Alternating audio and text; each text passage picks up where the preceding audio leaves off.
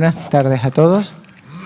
Bueno, aquí estoy, José Guerra, junto con Diego Lorente, y tenemos el gran placer de presentar de moderar esta sesión conjunta con la Latin American Heart Rhythm Society, representada por Marcio, un amigo, antes que nada, y por SOMEC, la Sociedad Mexicana de Estimulación, Electrofisiología y Estimulación Cardíaca, que nos ha mandado a otro amigo, que es Ulises Rogel. Será un gran placer y seguro que aprenderemos todos un montón. Y no hay duda de que estamos convencidos de que estas sesiones colaborativas con ambos lados del océano son extraordinariamente productivas y rentables. Muchísimas gracias. Y comenzamos en esta mesa de selección y programación de DICE, pues con Ulises Rogel presentando Downgrade en el reemplazo ¿a quién?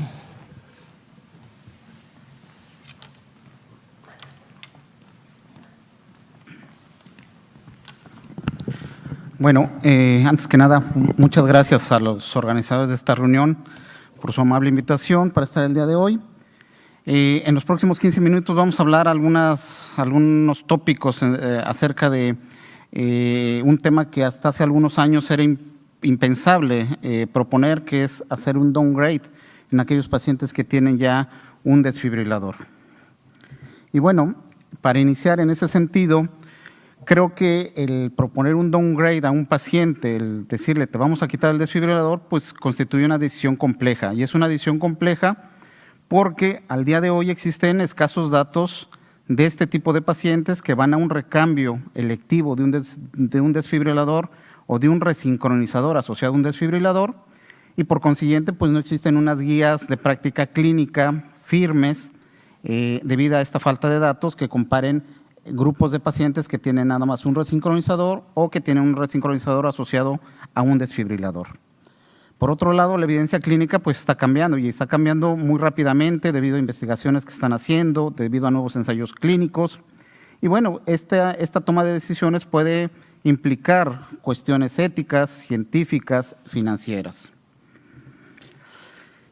Otro aspecto importante es el estado clínico del paciente, que como todos ustedes saben, pues es algo muy dinámico. Su edad, sus comorbilidades evolucionan a favor o en contra, de manera tal que esto se debe de tomar en cuenta al momento del reemplazo del generador y ahí decidir qué hacer con él, seguir con un desfibrilador, no ponerle ya un desfibrilador o qué hacer con ellos. Deben considerarse también el riesgo de arritmias, que muchas veces es difícil cuantificar en cada persona, complicaciones relacionadas a los dispositivos y también, obviamente, las preferencias al paciente. Hoy podemos, creo, pensar en realizar un downgrade, quitarle el desfibrilador a algún grupo de pacientes, gracias indudablemente a la terapia de resincronización cardíaca. Y en este sentido, creo que es importante, como todos ustedes saben, definir en quiénes de plano no se puede hacer un downgrade, en qué pacientes es impensable quitarles un desfibrilador. Y de acuerdo a las guías europeas, americanas, pues existen indicaciones muy precisas. ¿En quiénes no le voy a quitar el desfibrilador? Pues en aquel paciente que presenta una arritmia ventricular significativa desde el momento en que se le puso el primer dispositivo, que se detectó por el dispositivo y que llega al recambio. Aquellos pacientes que se les puso el dispositivo inicial por prevención secundaria y aquellos pacientes que pese a todo el tratamiento que se le ha dado médico en la terapia de resincronización, continúan teniendo una fracción de expulsión menor al 35%. En este grupo de pacientes pues es imposible pensar quitarles un desfibrilador. En quienes sí podemos tratar de quitarles el desfibrilador, bueno, pues aquí nos viene a la cabeza los pacientes que hoy día se conocen como pacientes hiperrespondedores a la terapia de resincronización. Y en la literatura existen definiciones diversas. En general, un paciente hiperrespondedor pues es aquel paciente, como todos ustedes saben, que tras un cierto tiempo de estar estimulándose ambos ventrículos, regresan y tienen una fracción de expulsión mayor al 50%, y pueden regresar a una clase funcional 1 de la NIJA. Pacientes superrespondedores se han identificado algunos aspectos clínicos y ecocardiográficos, como el ser mujeres, como aumentar la fracción de expulsión en más de un 20%, no tener cardiopatía isquémica, porque todos sabemos que la cardiopatía isquémica no va a mejor, siempre generalmente va a peor. Y también los volúmenes finales sistólicos del ventrículo izquierdo que mejoren en un porcentaje bastante significativo. En este sentido, pues este grupo de pacientes constituye en promedio el 5% del total de pacientes. Este es un paciente que podríamos considerar hiperrespondedor. A simple vista se ve cómo estaba su electrocardiograma antes de un resincronizador, cómo estaba su radiografía, su tele de tórax, y aunque esto pues tiene cierta sensibilidad, pues se ve el cambio en el tamaño de la silueta cardíaca y el cambio en el electrocardiograma. Obviamente, estos pacientes pueden tener una mejoría muy significativa y regresar prácticamente a un estado muy parecido a lo normal. ¿Qué factores clínicos influyen entonces en esta respuesta a la terapia de resincronización y en quiénes podemos pensar el poder hacer este cambio? Bueno, en aquellos pacientes que obviamente tienen un QRS ancho, y esto nos lo dicen las guías, que tienen bloqueo de rama izquierda, que generalmente son mujeres y que no tienen cardiopatía isquémica. ¿Y por qué? Bueno, pues ya el estudio MADIS-CRT en su momento nos dejó entrever las diferencias ecocardiográficas de los pacientes que no responden en azul, de los pacientes que responden en rojo y de los pacientes que son súper respondedores. Obviamente, el cambio en la fracción de expulsión, en los volúmenes sistólicos y diastólicos del ventrículo izquierdo y en los volúmenes auriculares, pues obviamente son con mucho mejores en aquellos pacientes que tienen una respuesta mucho mejor al momento de ser resincronizados. Diferentes estudios han estudiado la hiperrespuesta a la terapia de resincronización cardíaca. Esta es una gráfica donde se pone el porcentaje de pacientes súper respondedores y como ustedes verán, el porcentaje es muy variable, desde un 5 o 10% hasta casi cercano 30%. Y esta variabilidad depende de las características en cada estudio para definir el paciente hiperrespondedor. Pero en términos muy generales, sabemos que los pacientes que nos van a responder muy bien son pacientes mujeres, son pacientes que tienen una duración del QRS mayor de 150 milisegundos, que esta duración del QRS se asocia a bloqueo de rama izquierda, que tienen un índice de masa corporal menor a 30, que no tienen cardiopatía isquémica y nuevamente el volumen indexado de aurícula izquierda. ¿Y cuál es la importancia del tipo de respuesta a la resincronización cardíaca? Pues esto, la probabilidad de insuficiencia cardíaca o muerte que tienen por cualquier causa de acuerdo al tipo de respuesta que se tiene. Los pacientes superrespondedores mejoran y la probabilidad que tienen es de alrededor del 4%, comparado con los que responden de un 11% y los que no responden de un 26%. Existen datos en la literatura que nos dicen que la FEBI mayor del 40% tiene un riesgo de terapia apropiada con un desfibrilador menor a 3% a 2 años, y eso pues pareciera que ya es poco. Y que aquellos pacientes que recuperan la FEBI, que se les vuelve normal, el riesgo de muerte súbita se puede igualar ya al riesgo de muerte súbita de la población en general, que también es un dato bastante interesante.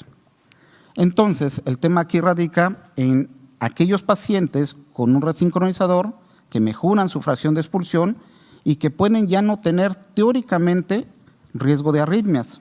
Y en este sentido, los pacientes superrespondedores al momento del reemplazo, surge la pregunta, ¿requieren aún un desfibrilador asociado a ese resincronizador o será suficiente cambiarles el dispositivo a un resincronizador ya sin desfibrilador? Y surgen los dos grupos de pacientes en quienes podemos empezar a pensar en qué podemos hacerle este cambio. Aquellos pacientes que están en clase funcional 1 al momento del recambio, con una fracción por arriba del 50%, y aquellos pacientes que entran en los criterios que ya comenté de pacientes superrespondedores. La mortalidad en este tipo de pacientes también es un aspecto muy importante y existen pocos datos comparativos sobre la muerte entre pacientes que tienen nada más un resincronizador o tienen un resincronizador asociado a desfibrilador. Al no haber ensayos clínicos, pues no existe una orientación adecuada de qué hacer o qué no hacer. El modo de muerte en ambos grupos, pues obviamente nos tiene que orientar a la toma de decisiones. Un estudio publicado en el 2015, donde incluyeron un número importante de pacientes que se les dio seguimiento a 2 años, compararon pacientes que tenían un resincronizador sin desfibrilador versus aquellos que tenían un resincronizador con desfibrilador. Y vieron de qué se morían. Y vean ustedes, en el grupo, en la línea roja, de pacientes que nada más tenían un resincronizador sin desfibrilador, se murieron más. Pero se murieron más no por muerte súbita, sino se murieron más por infecciones, por eventos embólicos o por insuficiencia cardíaca. Al comparar la mortalidad específicamente relacionada con muerte súbita, en ambos grupos el porcentaje de pacientes que se murieron fue muy similar. Y de aquí pues ellos se plantean que realmente la inclusión de pacientes con un simple resincronizador, lo que se selecciona actualmente en la práctica clínica, probablemente está bien hecha y este grupo de pacientes no se beneficiaría potencialmente al colocarles o asociarles un desfibrilador. Otro aspecto importante al momento de que nosotros vamos a cambiar el dispositivo es pensar en las terapias del dispositivo. Recuerden ustedes que alrededor del 20%, hasta el 20% de pacientes portadores de desfibrilador pueden presentar terapias inapropiadas y estas terapias inapropiadas causan indiscutiblemente efectos deleterios, progresión de la falla cardíaca y daño psicológico importante. Recordemos también que los pacientes que tienen falla cardíaca no nada más se mueren de arritmias ventriculares, sino que un porcentaje importante se muere por progresión de la falla cardíaca. En este sentido, en el 2017 se publica un estudio muy interesante donde se estudiaron 332 pacientes que fueron a un recambio, a un reemplazo del resincronizador asociado a desfibrilador. Fue un estudio prospectivo multicéntrico hecho en Italia, donde lo que analizaron fue la incidencia de intervenciones adecuadas del desfibrilador después del recambio en un periodo de entre 12 meses y 5 años. Y estas son las características demográficas. Ellos se aseguraron que el resincronizador estuviera estimulando de manera adecuada el grupo de edad y las comorbilidades que tenía.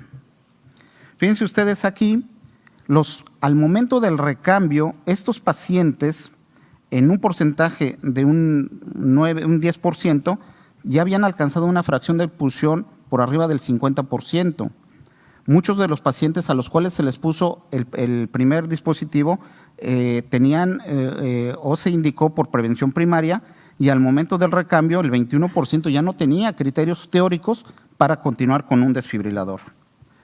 ¿Qué es lo que vieron ellos? Bueno, que los pacientes que tenían ya no indicación de un desfibrilador también tuvieron choques y que estos choques fueron similares, si nosotros modificamos en los pacientes que no tenían cardiopatía isquémica, que tienen una fracción por arriba del 35%, que tenían prevención primaria, de un 7%, pero que esta era similar en aquellos pacientes que eran isquémicos y que tenían las mismas características.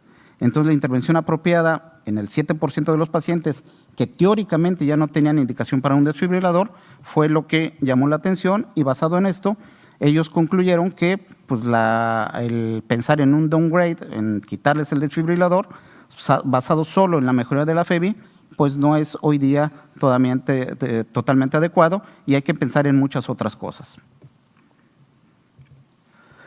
Costo-efectividad, ustedes saben perfectamente que con mucho el desfibrilador asociado a un aparato de resincronización es mucho más caro que un simple resincronizador, que los dispositivos de resincronización que tienen que estimular muy cercano al 100% asociados al desfibrilador tienen una longevidad corta, alrededor de 4 años, siempre es más caro, 3 veces más y que hay poca evidencia que comparan los beneficios, el costo, calidad de vida entre uno y otro grupo.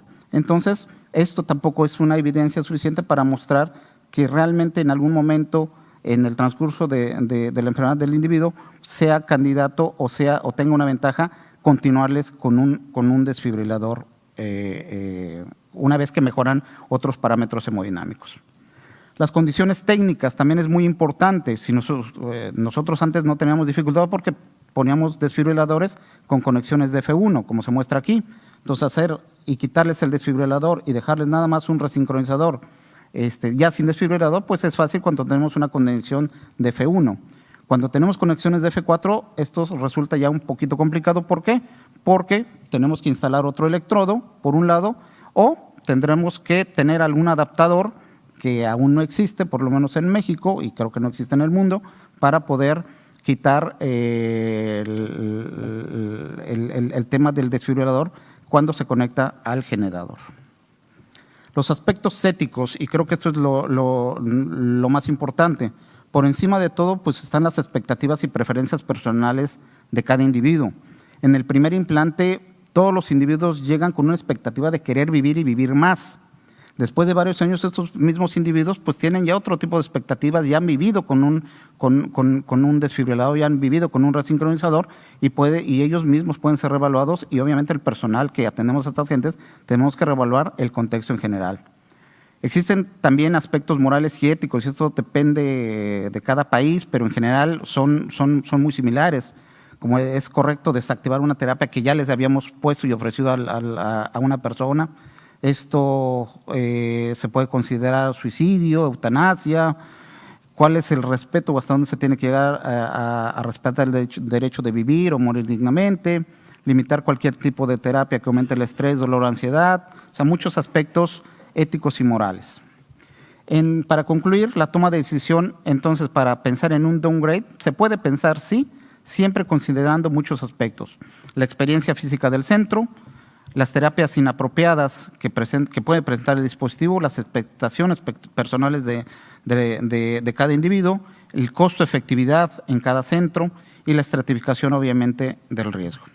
Para concluir, las consideraciones finales son que hoy día todavía existe poca evidencia respecto al tema. Es muy bueno que ya se piense en esto. No existen recomendaciones firmes que orienten hoy día a una toma de decisión. Downgrade, sí, probablemente en aquellos pacientes donde se les colocó y se les puso el primer dispositivo por prevención primaria, en pacientes súper respondedores, en pacientes no isquémicos y que no hayan tenido evidencia de arritmias ventriculares. Se deben considerar lo que ya comentamos, las expectativas del paciente, la experiencia del centro, la estratificación del riesgo y el costo-beneficio. Aún no podemos predecir en un primo implante qué pacientes solo van a necesitar a lo largo del tiempo un resincronizador no asociado a desfibrilador. Y obviamente, pues como en este tema, pues vamos a esperar qué dice la literatura en unos cuantos años. Muchas gracias.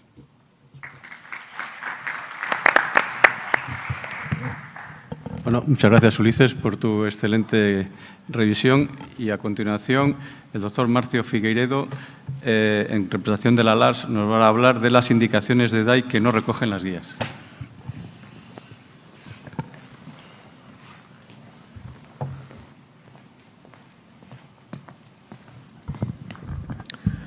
Bueno, buenas tardes a todos. Muchas gracias.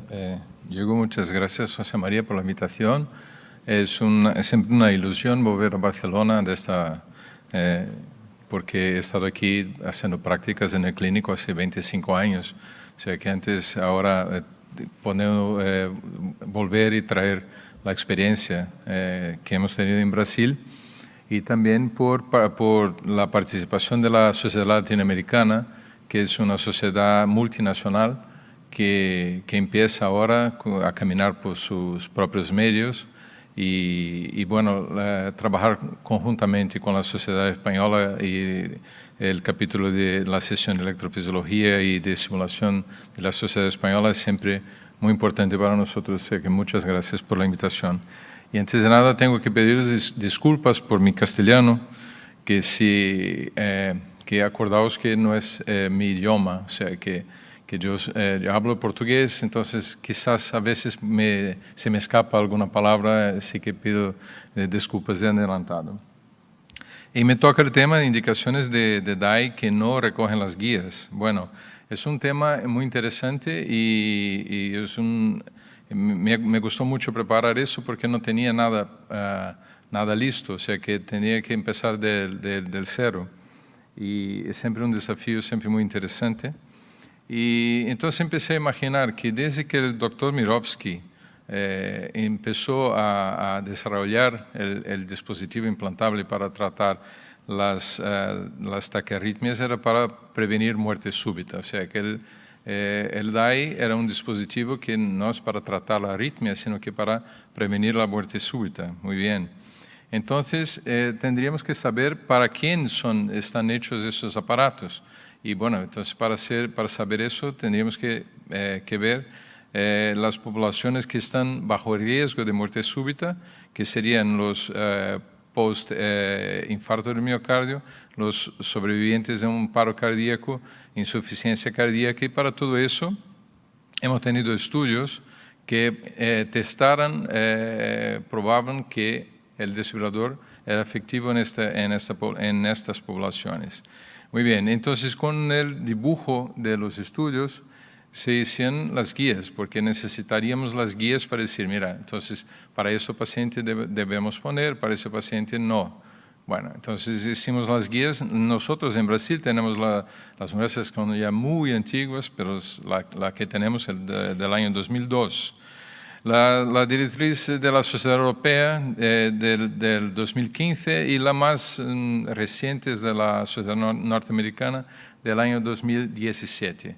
Y yo voy a tomar la guía norteamericana solo porque es la más actual para poner en contexto con lo que tengo que decir. Entonces aquí la guía norteamericana del 2017, aquí está claro que para la prevención de muerte súbita en pacientes con cardiopatía isquémica, la cosa está clara, porque eso ha sido testado en aquellos estudios que comenté antes. Y también la prevención primaria de muerte cardíaca súbita en pacientes con cardiopatía isquémica también resulta que está claro por causa de los estudios, ¿no? Pero la prevención secundaria, las cosas de muerte súbita en no isquémicos no está tan claro. O sea que se ve que hay una indicación clase 1 y las otras están ahí un poco que hay algunas dudas. Y la prevención primaria también. O sea que las cosas con la cardiopatía isquémica están más claras, las cosas con la cardiopatía no isquémica no están así tan claras. Pero para hablar del tema, yo pensé que quizás discutir un caso que nos pasó hace un par de años era interesante. Entonces, una mujer que nunca había tenido nada, no tenía historia de nada, de hipertensión, de nada, estaba cantando y súbitamente perdió el conocimiento.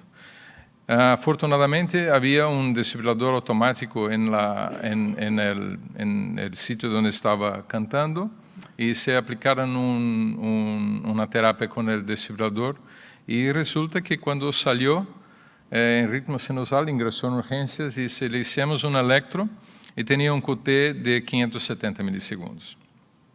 Entonces hicimos el diagnóstico clínico de un QT largo y con un paro cardíaco como manifestación inicial. Las guías americanas del año 2017 son claras aquí que en pacientes con QT largo, ¿dónde está? En pacientes con QT largo, ¿dónde está? Que tenemos que poner aquí. En pacientes con QT largo y paro cardíaco, un CDI está recomendado. Entonces, para esa señora no había mucha duda. Y eso seguíamos las guías y sin problema. Y además que tiene una historia que su padre era fallecido a los 57 años súbitamente, bueno, y le hicimos una prueba genética y descubrimos que había aquí un gen que definitivamente puede causar QT largo. Entonces está todo muy claro. Le hemos puesto un DAI, pero el problema que he traído a discutir aquí es para la cuestión de su hermana. La señora tenía una hermana asintomática, pero con un QT largo basal, y así de claro. Y aquí las recomendaciones para implante de un desfibrilador en pacientes con QT largo, aquí donde está, que una persona asintomática con QT largo, pero con una historia de una hermana que tiene un QT largo, que ha tenido un paro cardíaco, aquí no está claro que si debe o no plantearse poner un desfibrilador. Así que nos quedamos ahí en duda. Busqué, por ejemplo, aquí una guía de la Sociedad Americana, un consenso del uso del DAI en pacientes que no están incluidos en los los estudios clínicos. Busqué aquí a ver si había algo por aquí metido y no hay. Aquí hay otras cosas, pero no de QT largo. Bueno, entonces, ¿qué hacer? Pregunto, ¿qué harían ustedes en un caso como ese? ¿Quién plantearía ponerse un DAI o no? ¿Quién habría poner un DAI? ¿O no poner un DAI? Bueno, si le hemos puesto un DAI por el miedo, porque sabía que era la misma patología, aunque la hermana no había nunca tenido un síntoma. Resulta que le hemos puesto un DAI y ha tenido ya una terapia apropiada con una fibrilación ventricular. Entonces resultó interesante. Entonces, pero eso, la historia familiar de enfermedades arritmogénicas genéticamente determinadas es un tema difícil, porque el QT largo, por ejemplo, no hay manera de decidir tratamiento, sino por la clínica. La síndrome de Brugada sí que existe algún valor del estudio electrofisiológico, pero en la miocardiopatía hipertrófica o en otras tampoco hay, ¿no? Entonces, en pacientes asintomáticos, ¿cómo valorar? Y en los sintomáticos, ¿cómo valorar los síntomas? Otro caso, una paciente con miocardiopatía hipertrófica que ha tenido un síncope. Acompaña a esa señora hace muchos años y un día ha tenido un síncope. Bueno, entonces le hicimos un Holter. Y el Holter, que no es nada raro, encontramos una taquicardia ventricular no sostenida. Bueno, hipertrófica, síncope, taquicardia no sostenida. ¿Qué dicen las guías? Bueno, si le hicimos un estudio electrofisiológico, a lo mejor la síncope ha sido otra cosa. Y en el estudio nos salió una taquicardia polimórfica, que no es el típico, ¿no? Y ahora, buscamos en las guías, aquí, ¿dónde está? Que aquí hay algunas cosas de síncope, hay algunas cosas de TV no sostenida, pero nada claro. Lo que tenemos aquí son los factores de riesgo, y aquí están los dos, mira, taquicardia ventricular no sostenida y síncope sin explicación. Entonces había indicación, quizás una indicación de un DAI. Le hemos puesto un DAI, lleva el DAI hace ya más de 12 años y nunca han tenido una terapia. Entonces habría que tener cómo valorar el síntoma, cómo saber si el síntoma tiene que ver con la arritmia o no. Eso no tenemos una definición clara. Y si el tema aquí son indicaciones de DAI que no recogen las guías, y si yo soy aquí representante de la sociedad latinoamericana, yo tengo que hablar de la enfermedad de Chagas, que tenemos sí algunas guías. Bueno, como sabéis, la enfermedad de Chagas está causada por un protozoario, es endémico en América Latina, afecta como 12 a 14 millones de personas en Latinoamérica. Y eso es la taquicardia más común de los pacientes con la enfermedad de Chagas. Eso veremos, si no vemos todos los días, al menos una vez a la semana, enfermos con Chagas y con taquicardia ventricular. Y aquí es un artículo que está publicado en la revista brasileña de cardiología del año 2001, que dice que se cree que son 50.000 muertes por Chagas a cada año, 60% por muerte súbita. Pero como existen 16 a 18 millones de Chagas en Latinoamérica, imagina que la cantidad de muertes es enorme. Pero no hay estudios que nos digan exactamente cuáles son los enfermos a ponerse un DAI.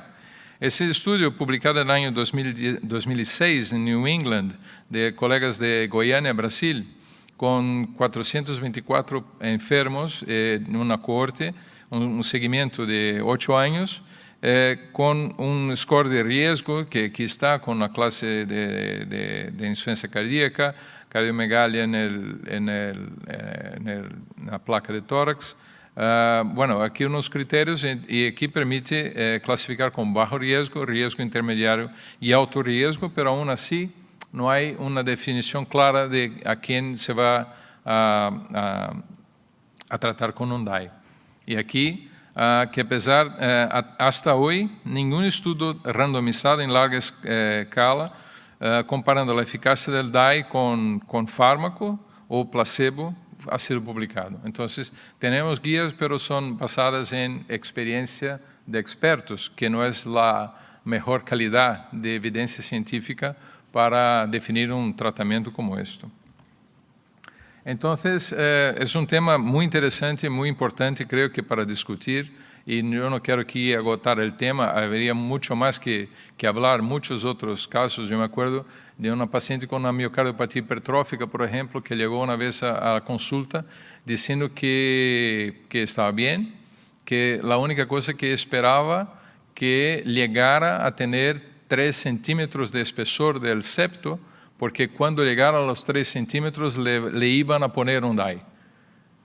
Eso no es manera de hacer, ¿no? Pero a veces puede que está escrito ahí en la guía que los enfermos con el septo de 30 es un factor de riesgo, entonces deberíamos protegerlos, ¿no? O sea que eso no está nada muy claro. Lo que sí está claro es que el DAI es el tratamiento adecuado en muchos enfermos con riesgo de muerte súbita y las guías son necesarias, pero ojo, las guías no son completas. Muchas situaciones no son todavía estudiadas de manera adecuada y también las guías no son ley, o sea que no tenemos que seguir exactamente cómo es el espesor del septo de 30. No habría que esperar, si uno cree que el enfermo tiene riesgo, no habría que esperar que llegue a los 30, ¿no? De un lado también está el costo y complicaciones, como habló Ulises, que el dispositivo tiene complicaciones, entonces, además del costo, que es muy importante para nosotros en Latinoamérica. Y de otro está el riesgo de paro cardíaco, de muerte súbita, ¿no? Entonces, el tratamiento hoy sigue individualizado y siempre la decisión tiene que ser en conjunto también, no solo la opinión del médico, pero también compartido con el enfermo y con su familia. Muchas gracias por la atención.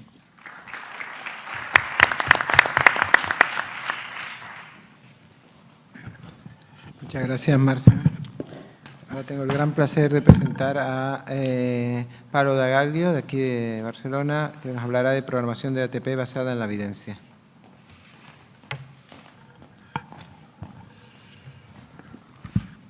Bueno, hola, buenas tardes a todos y gracias por la invitación. Vamos a empezar ya. Os hablaré de la programación de la terapia antitaquicardia basada en la evidencia. No tengo conflictos de interés. Entonces, la seguridad primero es lo que nos enseñas siempre en nuestra profesión y es lo que nos tiene que guiar también cuando tenemos que programar un desfibrilador. Durante años, la seguridad primero ha querido decir esto, una taquicardia ventricular que es tratada inmediatamente por un choque de alta energía.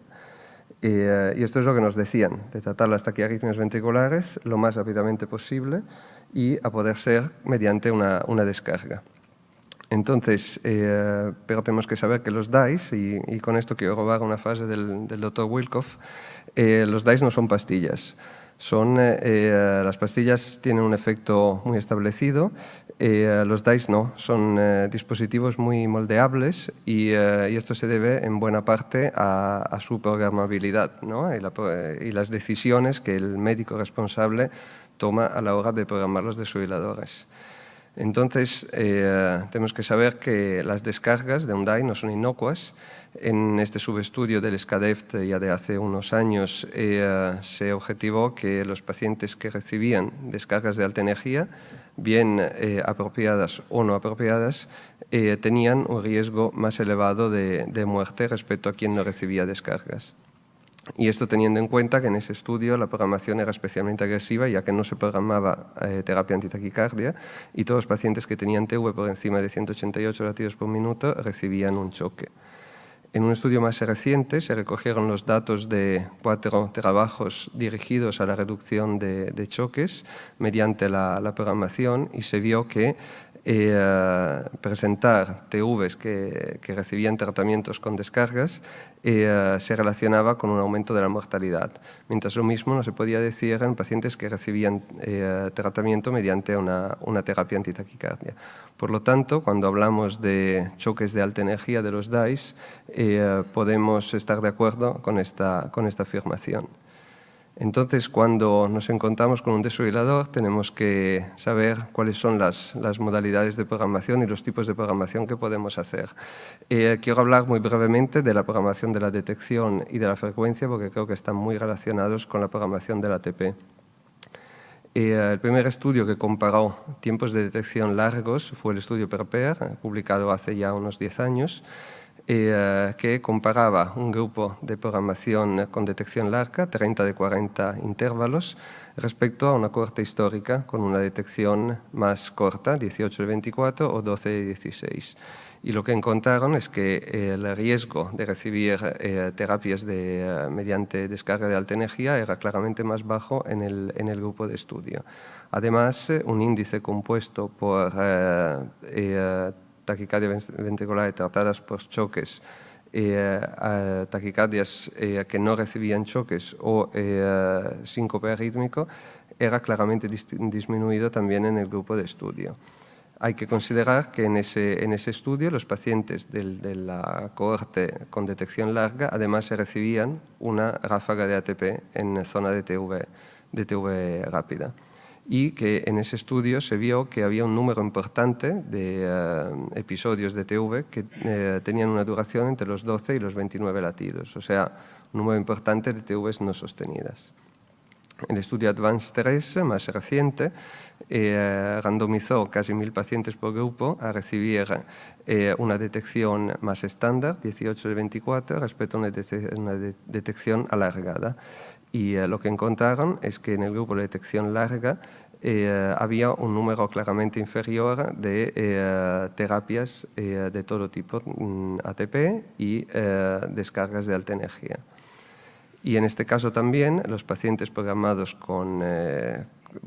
en ambos grupos recibían un ATP durante la carga de los condensadores. Y muy brevemente, el estudio MADIT-RATE, que comparó un grupo de programación convencional con un grupo de alta frecuencia con terapias a partir de 200 o una detección con un retraso alargado de 60 segundos en zona de TV1 y de 12 en zona de TV2, también observó que en los dos grupos de estudio la incidencia de terapias inapropiadas era claramente menor respecto al grupo con programación convencional.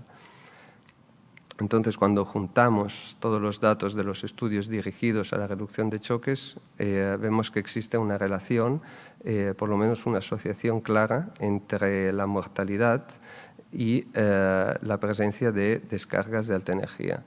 Esto no se asociaba con un aumento de los síncopes en los pacientes programados a periodos de detección largos o alta frecuencia y se observaba una disminución significativa de las descargas inapropiadas en todos los estudios considerados. Por lo tanto, teniendo en mente la importancia de la detección alargada y de la alta frecuencia, vamos a pasar a hablar de la programación de la terapia antitaquicardia. La ATP no es algo reciente, es algo que viene de lejos. En el 72 el Dr. Wellens ya describió cómo era posible en un laboratorio terminar una TV mediante un solo extraestímulo o como mucho dos desde un catéter colocado en el ventrículo derecho. Y este es el ejemplo donde hay un extraestímulo que termina la taquicardia.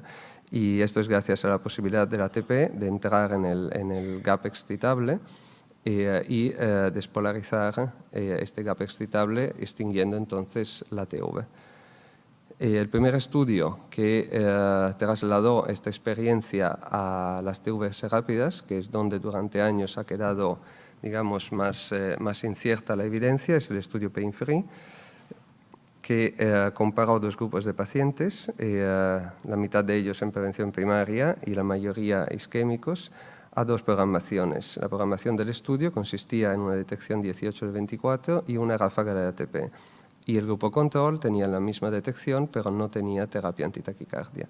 Y lo que vieron es que la ATP permitía alcanzar un éxito del 72% en terminar las taquicardias ventriculares. Por lo tanto, había una reducción muy importante del número de choques.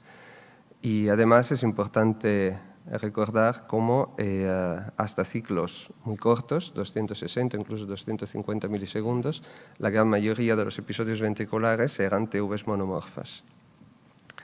El estudio PROVE es un estudio sucesivo al PRIPER, analizó pacientes en prevención primaria y programó entre los 182 y los 222 latidos por minuto una terapia constituida por 2 ráfagas de ATP, mientras que en zona de FV solo los pacientes recibían choques de alta energía.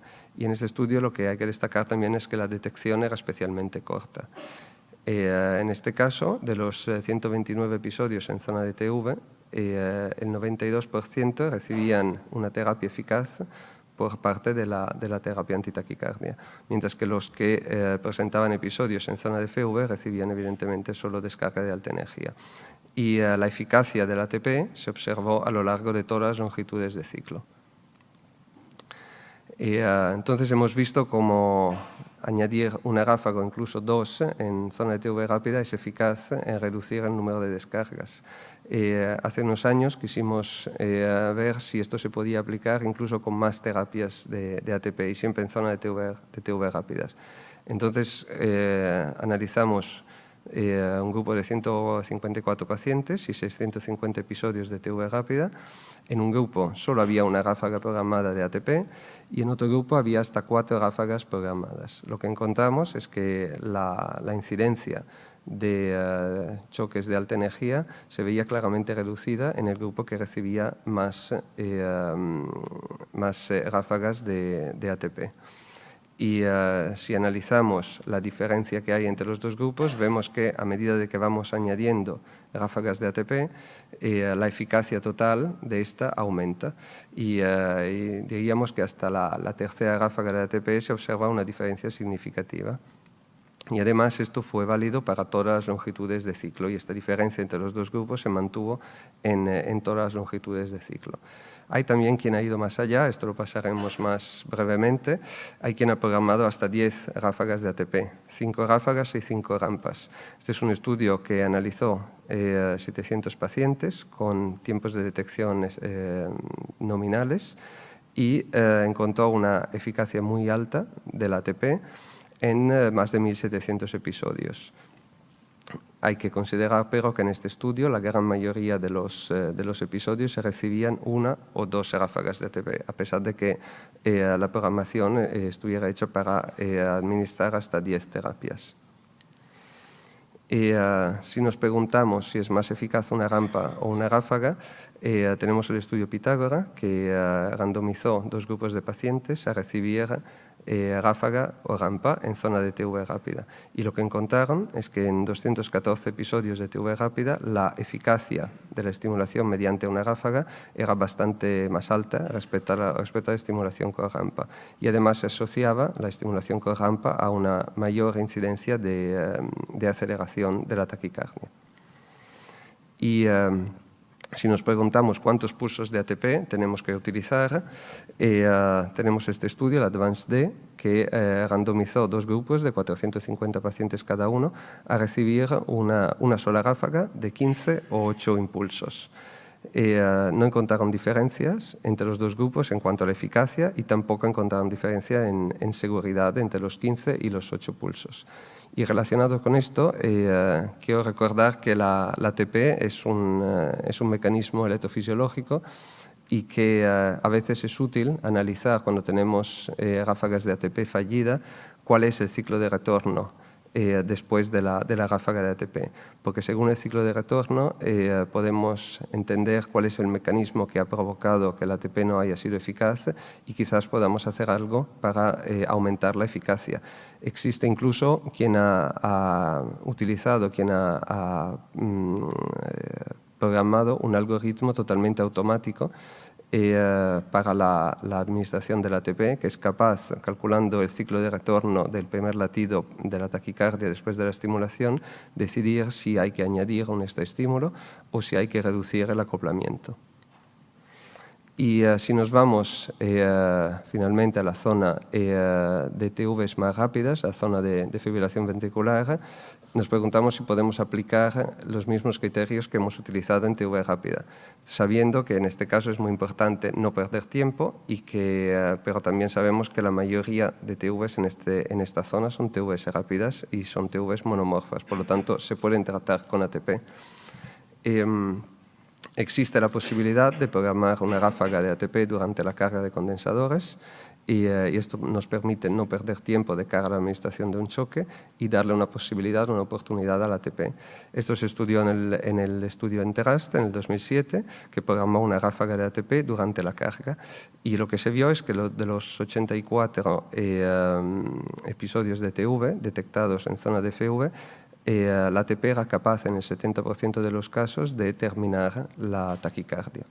Lo que ocurre es que a veces cuando programamos una ATP durante la carga, lo que puede pasar es que esta primera ATP no sea eficaz. Puede pasar que sea eficaz, pero mientras tanto se han cargado los condensadores, por lo tanto se ha consumido energía. Y puede pasar que aunque sea eficaz la ATP, cuando el DAI acaba la carga de los condensadores, la presencia de estas sístoles ventriculares en ese momento puede desencadenar el choque de alta energía. Por lo tanto, con la intención de mejorar la detección, de darle otra oportunidad al ATP para reducir los choques y de ahorrar energía, es posible programar la estimulación antitaquicardia antes de iniciar la carga de condensadores, para que esta sea entonces seguida por una redetección y, si hace falta, pues si la ATP no ha sido eficaz, una segunda ráfaga durante la carga. Esto lo estudiamos el año pasado en un grupo de 240 pacientes. Observamos 542 episodios de TVs rápidas en zona de FV. Aproximadamente la mitad recibían tratamiento con una sola ráfaga de ATP, estaban programados para recibir una sola ráfaga de ATP, y el otro grupo había recibido una o dos ráfagas de ATP porque tenían la programación ATP antes de la carga. Y lo que observamos es que la eficacia del ATP, tanto sin ajustar como ajustada, era claramente más alta cuando los episodios se recibían un ATP antes o durante la carga. Y esto se traducía en una reducción importante del número de choques de alta energía a lo largo de todas las longitudes de ciclo.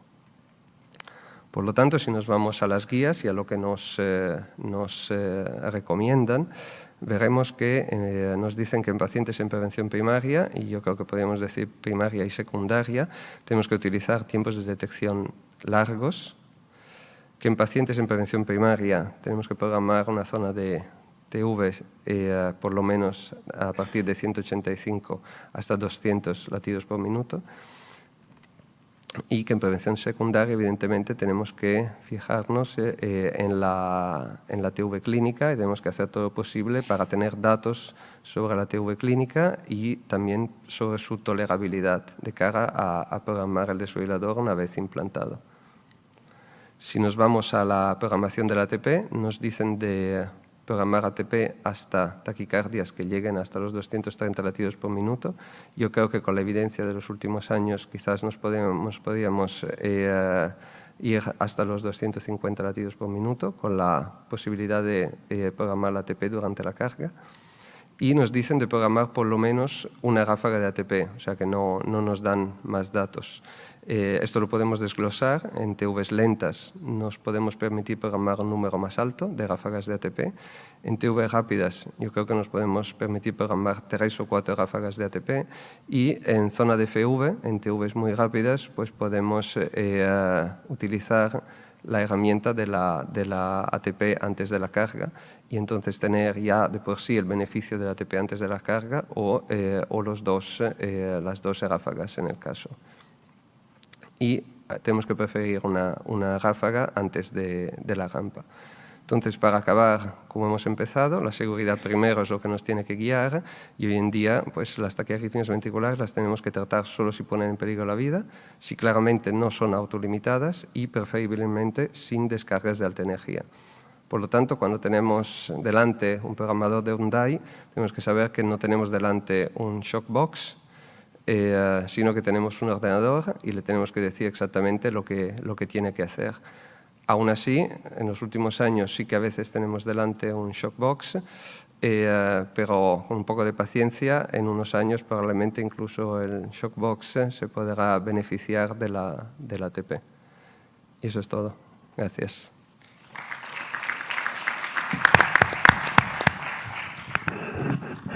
Gracias, Pablo, por tu charla. Y para finalizar, la última intervención es de Miguel Ángel Arias Palomares, del Hospital Virgen de la Salud de Toledo, que nos va a hablar sobre el DAI convencional frente al subcutáneo. Buenas tardes. Bueno, en primer lugar, dar las gracias a la invitación a participar en esta mesa de hermanamiento entre sociedades. Es un placer compartir mesa con ustedes. Estos son mis conflictos de intereses. Como ven, yo soy proctor del sistema de desfibrilador subcutáneo, pero realmente en mi centro pues implantamos bastante más desfibriladores convencionales transvenosos que desfibriladores subcutáneos. Y es que el desfibrilador convencional, el desfibrilador transvenoso, pues es una terapia que, como todos bien saben, está muy bien establecida como terapia de prevención de muerte súbita arrítmica y además está avalado por importantes estudios aleatorizados con una reducción de mortalidad en torno al 30%. Esto es algo ya que está fuera de toda duda y que forma parte de nuestra actividad diaria. Sin embargo, el hecho de ser transvenoso, la existencia de cables endovasculares, pues constituye el principal talón de Aquiles de esta terapia, de tal manera que la disfunción de cables es algo bastante habitual y muy relacionada también con el tiempo de evolución desde el implante.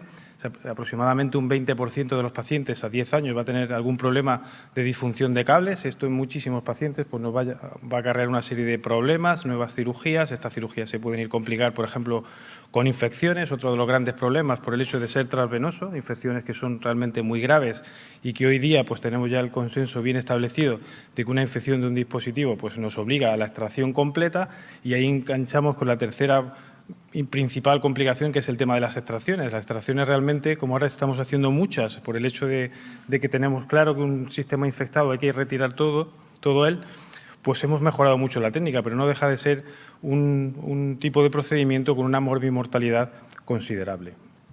Es por ello que con estas premisas es como surge la idea del desfibrilador subcutáneo, que ya empieza a ser algo no tan novedoso, porque realmente la idea del desfibrilador subcutáneo se acerca ya a los 20 años, realmente con inicio por parte de médicos, luego yo con ayuda de ingenieros, pero realmente hasta el año 2009 no ha empezado a implantarse, pero incluso aquí en España, que empezamos más tarde, en el año 2013, ya empezamos a tener una cierta experiencia. Como ven, el desfibrilador subcutáneo pues es un sistema que, en contra del desfibrilador transvenoso, es totalmente extravascular y como nos comentaban anteriormente, pues realmente todavía a día de hoy sigue siendo una caja de choques. Realmente lo que hace es censar, discriminar y tratar arritmias ventriculares malignas, y lo hace exclusivamente en forma de choques de alta energía. Por lo tanto, ya hay un grupo de pacientes a día de hoy, no vamos a hablar de lo que viene, sino que a día de hoy pues el grupo de pacientes en los que realmente tienen una indicación de estimulación permanente, o bien aquellos que tienen una indicación clara, establecida, de beneficiarse de la terapia de resincronización cardíaca, pues es un tipo de pacientes en el que a día de hoy no debemos pensar en implantarle un desfibrilador subcutáneo. ¿Qué ventajas tiene el desfibrilador subcutáneo respecto al desfibrilador transvenoso? Pues la principal, por encima de todas, es que no lleva cables endovasculares. Como decía, es un sistema totalmente extravascular y trata de paliar pues el gran problema del desfibrilador transvenoso. Otras ventajas, pues podríamos decir que sí, que es una cirugía menos invasiva por el hecho de que no tenemos acceso vascular, es una cirugía más previsible, se basa sobre todo en marcas anatómicas y más o menos con cierta experiencia, bueno, con cierta experiencia no, incluso con poca experiencia, pues al principio tardan más, luego tardan menos, pero vas a saber en el periodo que estás vas a saber más o menos cuándo empiezas y cuándo terminas, no vas a tener excesivas sorpresas. Que no tenga necesidad de fluoroscopia, pues bueno, puede ser una ventaja, pero digamos que es algo menor, porque tampoco el tiempo de procedimiento para implantar un desfibrilador pues no es alto. Y luego, pues una de las ventajas de este dispositivo pues es que el cable que lleva sí que es altamente resistente, está diseñado para eso, y también se ayuda del hecho de que no tiene la fricción, el movimiento del corazón, como tiene el desfibrilador transvenoso, que en cada latido pues tiene cierto sufrimiento, y así es como lo hemos visto en algunos recall de cables, especialmente los de pequeño tamaño con cables con desfibriladores transvenosos, ¿no? Pero también tiene una serie de desventajas, y es un desfibrilador que es de un mayor tamaño, no llega a ser el doble que un desfibrilador transvenoso contemporáneo, pero se acerca al doble. Tiene una menor longevidad. Si hablamos incluso con con el desfibrilador subcutáneo, que es de la empresa Boston Scientific, cogiendo uno transvenoso de ahora, uno contemporáneo, pues realmente se acerca casi al doble, o sea, la mitad del desfibrilador subcutáneo en cuanto a longevidad que el desfibrilador transvenoso, lo cual pues también nos va a obligar a mayores recambios, pues, cirugías nuevas, etcétera. Eso es un problema. Como decía, no tiene capacidad de estimulación permanente y se está trabajando intensamente en que pueda tenerla en un futuro, pero de momento no la tiene, no disponemos de este dispositivo. No aporta otros datos clínicos. La carga de fibrilación auricular realmente es el único, que lo pongo aquí como es un error. Realmente sí que puede medir fibrilación auricular, pero nada más de otras variables que podamos disponer hoy en día en desfibriladores transvenosos.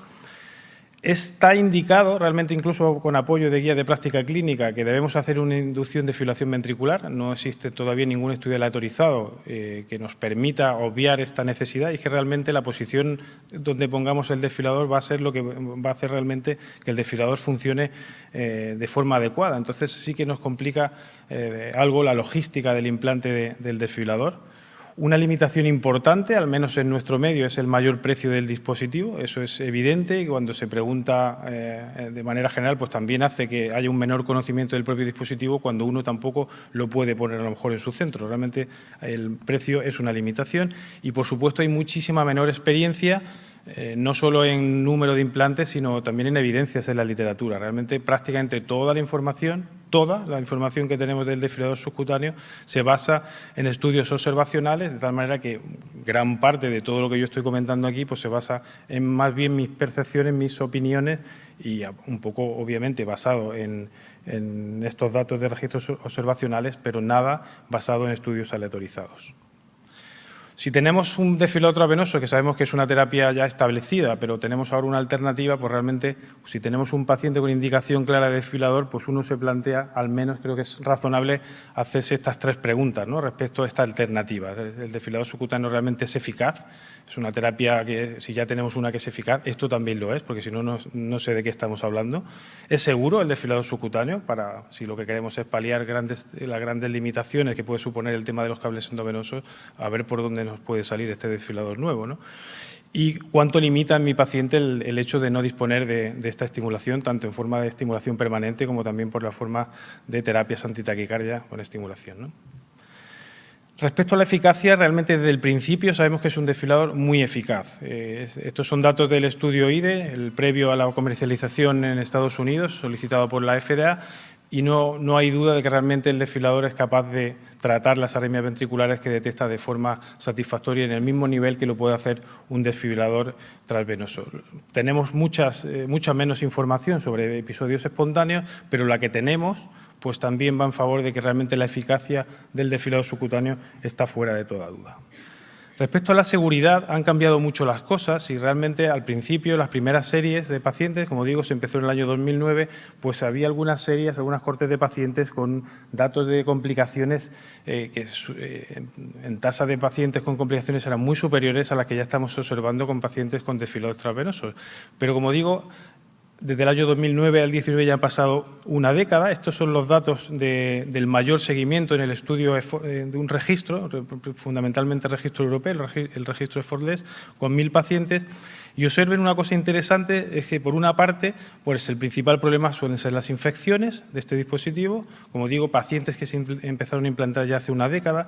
Y en el gráfico ven como que realmente cuando el paciente va bien, al principio, pues luego la posibilidad de complicaciones es muy baja. Y esto es una realidad. Lo que estamos viendo es que realmente si se selecciona bien el paciente, si se hace una técnica de implante adecuada, el desfibrilador se adapta bien, ve que la señal adecuada del paciente y hemos hecho la técnica quirúrgica de forma adecuada, es muy difícil después que empecemos a tener complicaciones. Se acumulan muy al principio. El que va mal, pero al principio. Después las cosas van bien. Y el dato fundamental que tenemos con este seguimiento ya 3 años, con 1.000 pacientes, y creo que es la clave y por lo que hace ser optimista a los que creemos en esta terapia, es que ha habido 0 infecciones sistémicas con esta terapia y 0 disfunciones de cable. O sea, realmente la tasa de complicaciones, pues veremos cómo va evolucionando, pero lo que es importante también es la calidad de estas complicaciones y hasta ahora pues las complicaciones que tenemos con el desfibrilador subcutáneo no son graves como podemos tener con desfibriladores transvenosos. Como decía, desde el año 2009 ha habido importantes mejoras. La técnica quirúrgica se ha mejorado muchísimo. Hacemos una técnica mucho más simple, solamente con 2 incisiones. Al principio eran 3. El tamaño del dispositivo respecto a la primera versión que se implementó en el año 2009 también es más reducido, lo cual también ayuda, aparte de hemos aprendido cómo ponerlo mejor.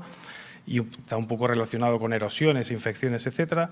Ahora sí que tenemos muy estandarizado cómo hay que programar este tipo de dispositivo y también se han hecho una serie de mejoras que se han implementado incluso en dispositivos ya previamente implantados de software dirigidas fundamentalmente a evitar las terapias inapropiadas, que era otra de las principales complicaciones y que en algunas series puede llegar hasta el 25% y eran fruto sobre todo de sobresensado de señales fisiológicas, fundamentalmente el sobresensado de la onda T, junto al hecho de que tampoco los programábamos como debíamos programar este tipo de dispositivos, siempre pensando en la forma de programar un desfilador transvenoso. Respecto a las terapias inapropiadas, estos son ya datos actualizados de cómo nos encontramos ahora. Realmente con el último algoritmo, el SmartPass, un algoritmo de atenuación de la onda T, pues lo que hemos visto es que ya realmente nos aproximamos a una tasa de terapias inapropiadas pues muy similar a los estudios que nos han presentado de programación contemporánea de desfiladores, en torno al 4%, y obviamente donde se ha reducido el grueso del pastel ha sido en el sobresensado de la onda T, de tal manera que un 4% de terapias inapropiadas pues ya sí que parece una tasa bastante competitiva. Respecto a no tener estimulación, ¿cuánto afecta al paciente? Pues obviamente, como digo, si ya tiene indicación, pues no le pongamos un desfilador transvenoso, o sea, un desfilador subcutáneo, pongámosles un transvenoso. Pero es que sí sabemos que en pacientes con indicación de desfilador, el número de pacientes que luego en el seguimiento requieren estimulación permanente tampoco es demasiado alto. Y esto lo hemos visto pues, en estudios aleatorizados que han evaluado varios modos de estimulación y luego algunos como el SCALHEFT, que era solo con choques, a 5 años solamente el 3% desarrollar una indicación clase 1 de necesidad de estimulación permanente. En el estudio Effortless, obviamente, hay una selección de pacientes. No son pacientes al uso, aunque se parecen en características generales a lo que podemos ver en un registro de desfiladores, pero hay cierta selección. Lo que sí sabemos es que a 3 años de seguimiento, fíjense que poco número de pacientes realmente también han ido desarrollando indicaciones de estimulación o que hayan requerido episodios, han tenido episodios repetidos de taquicardia ventricular en monomorfas sostenidas que hubiesen sido susceptibles de ser tratados con estimulación antitaquicardia. En mi opinión, la primera no es opinión. Realmente, si tenemos un paciente y no tenemos accesos vasculares, pues es más bien una necesidad. Tenemos una alternativa que es ponerle un desfilador transvenoso, o sea, un desfilador subcutáneo. Si no tenemos por dónde acceder, pues tendríamos la otra posibilidad, que es la de ponerle un desfilador epicárdico con una cirugía compleja, con una alta tasa de complicaciones, y ahí es donde partíamos al principio. Realmente, hoy en día, pues pensaríamos más en ponerle este tipo de desfilador y, de hecho, es el tipo de dispositivo que en muchos centros se empieza implantando, aquel el que no hay otra solución. Le ponemos, como no podemos acceder al sistema vascular, pues le ponemos un desfilador subcutáneo, ¿no? Obviamente, en pacientes también con alto riesgo de infección, pues parece una alternativa bastante viable y, de hecho, pues existe ya evidencias en la literatura de series de pacientes con infecciones repetidas de desfiladores transvenosos que se han cambiado a un desfilador subcutáneo y realmente los resultados a medio plazo, que es lo que está disponible, realmente son bastante satisfactorios. Infección previa, disfunción de cables previa. Sabemos que las disfunciones de cables, pacientes que rompen un cable, pues algo tienen porque se les pone otro y la probabilidad de que tengan otra disfunción de cable pues también es muy alta, ¿no? Es otro grupo de pacientes en los que si no tenemos ningún inconveniente pues también a veces pensamos en ponerles un desfibrilador. Pero yo voy más allá. Realmente, ¿a quién consideramos un potencial candidato a implantarle también un desfibrilador subcutáneo? Pues realmente a todo paciente joven que va a tener una larga expectativa de vida. Realmente pues va a tener muchos años con este desfibrilador y ya sabemos el riesgo con el largo plazo de disfunción de cables endovenosos.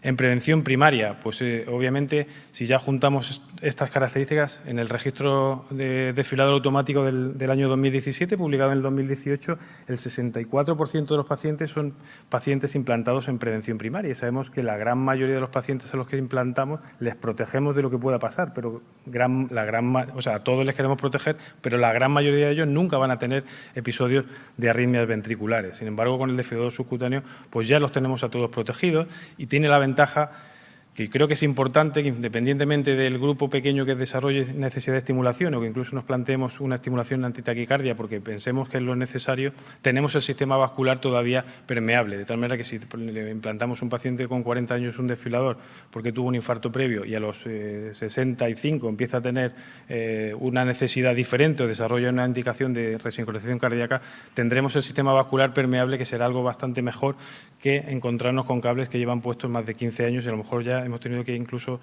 hacerle algún tipo de recambio por disfunciones, ¿no? Por supuesto, en prevención secundaria y, en mi opinión, que no tengan taquicardia ventricular monomorfa sostenida. Así que yo no es que no crea en la estimulación antitaquicardia, ni muchísimo menos. Si ya tenemos evidencias de que el paciente está haciendo taquicardias susceptibles de ser tratadas con estimulación antitaquicardia o que incluso son taquicardias lentas, sabemos que vamos a intentar hacerle algo más y que la solución no es que le esté dando ATP ni choques, ¿eh? Intentaremos hacerle un tratamiento híbrido. Pero obviamente sabemos que muchos de los episodios los vamos a reducir y por múltiples motivos la estimulación antitaquicardia puede tener un efecto beneficioso. Nuestra experiencia pues, es lo que hace que yo también sea bastante optimista con esta terapia. Nosotros empezamos en el año 2013 y ya iniciamos la experiencia con cierto aprendizaje de lo que se había ido viendo ya en la literatura de experiencias previas. Y digamos que tenemos ya pues, como un dispositivo muy optimizado y con una técnica pues, muy contemporánea, de lo mejor, ¿no?, que se puede hacer. Pues prácticamente casi todos los pacientes se han hecho de esa manera. Tenemos 85 pacientes y con un seguimiento medio de 24 meses, algunos ya que han pasado los 5 años de seguimiento y estamos a punto de recambiarlos. Pues realmente solamente hemos tenido un paciente que hemos tenido que hacer una revisión quirúrgica por una infección que nos obligó a quitarle el cable y luego, manteniendo el generador, le hemos vuelto a poner otro cable y 0 terapias inapropiadas. Esto es realmente son datos que nos hacen ser bastante optimistas. No tengo buenas noticias en cuanto a si pronto vamos a tener datos sustanciales aleatorizados para comparar si es mejor el desfibrilador subcutáneo o el desfibrilador intravenoso, porque el estudio que hay en marcha a este respecto, el estudio Praetorian, su endpoint primario va a ser basado exclusivamente en la tasa de terapias inapropiadas y encima ni siquiera la programación de los dispositivos ni los algoritmos disponibles son los que tenemos ahora, de tal manera que en cuanto salga, pues no sé cómo saldrá, pero tendrá siempre la crítica de que hay que hacer algo nuevo porque no estamos comparando lo que realmente tenemos ahora mismo. En conclusión, pues a día de hoy realmente ambas opciones, tanto desfibrilador intravenoso como desfibrilador subcutáneo, me parece que son válidas para la gran mayoría de los pacientes, exceptuando aquellos pequeños nichos, lo que hemos dicho, que hay imposibilidad de uno o de otro. Que las complicaciones, en tasa de complicaciones, pueden ser equiparables a día de hoy, pero parece que son menos graves con el desfibrilador subcutáneo y que probablemente nuevos avances, como la incorporación de posibilidad de estimulación antitaquicardia o antibradicardia, etcétera, bueno, nuevos desarrollos que vayan viniendo, pues puede que hagan que el DAI subcutáneo sea una opción incluso más atractiva. Muchas gracias.